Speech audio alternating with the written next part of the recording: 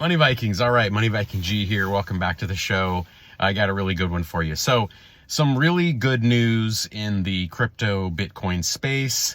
And, I try not to make these videos overly dramatic because I'm trying to I try to pass on very reasoned, rational ideas that I'm using to build wealth that a middle class person can use, a normal, regular middle class person with a normal job can use to get ahead in this world. This is not the channel if if you're a movie star or a rock star, wouldn't that all be fun and cool stuff? But most of us aren't doing that. Most of us are in the real world where we have normal middle class jobs and we're building wealth one step at a time. But what we've found is the good news is that you can do it. Okay, that's the really good news. You can do it. And, yes, you have to have a job. You have to have some kind of income coming in. So I understand there's a foundational thing here, that has to be worked out first.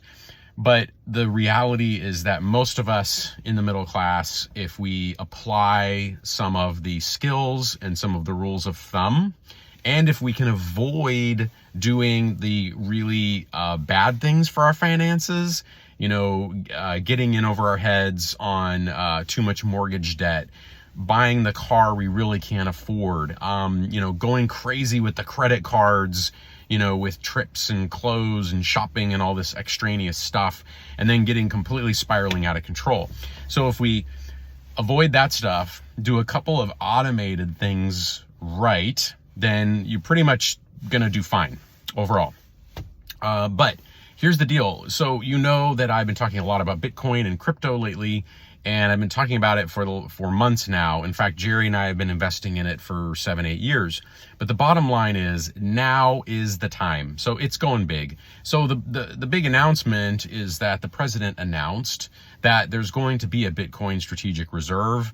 It's going to have several coins in it. It's going to have Bitcoin, Ethereum, Solana, Cardano, I believe, Ripple was mentioned. So all kind of the big names, it's going to have all those names in it.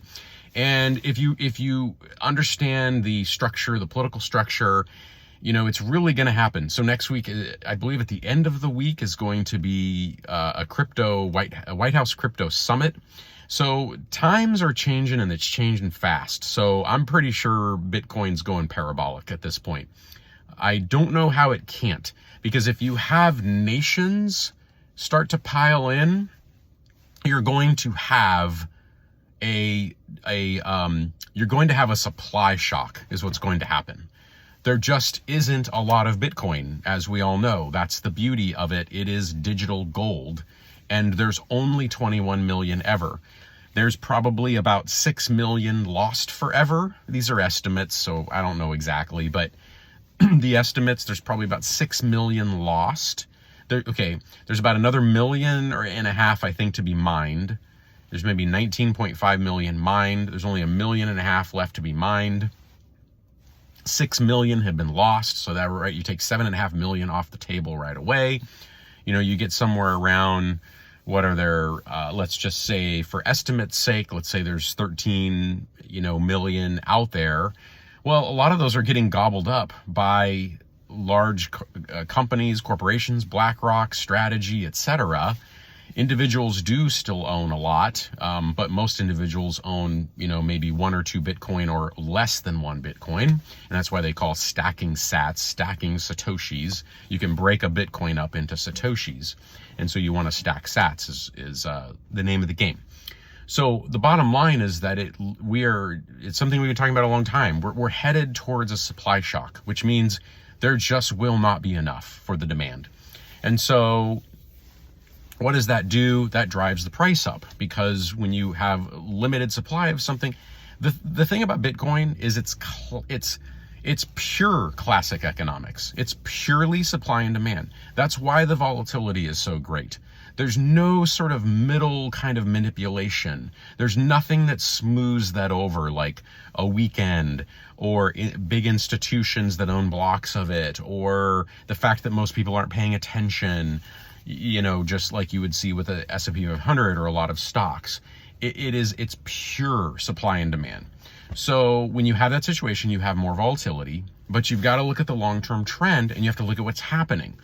The demand is going to spike, and and especially if you get a Bitcoin strategic reserve on the national level, there's the states are trying to get there. There's many states with bills in their state legislature to buy state reserves, and it looks like the Fed is going to do a reserve.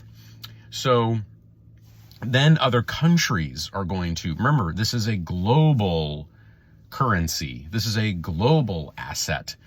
Everyone in the world, there's, what are there? Almost 7-8 billion people on the planet. So there's only 21 million Bitcoin. Like, there's not even enough where everyone could have one, not by a long shot, So my point is, it's happening. And, we've seen this consolidation if you look at the charts, and now we're getting these big announcements.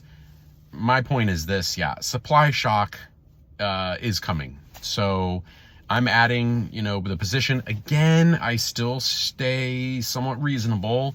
I take a reasoned approach to things. I don't put all my eggs in one basket. I like a diversified portfolio. I know I'll get comments that probably don't like that. You probably don't think that's a good idea, but that's the way I have to do it. That's what makes me comfortable. But still, at 5% of assets, if Bitcoin goes to to $500,000 or $1 million, I'll be quite happy, with some of that. But at the same time, there's a lot to be said about not selling your Bitcoin and holding it as a long-term ability to fight inflation, money printing, the devaluation of currencies, of fiat currencies, as they say.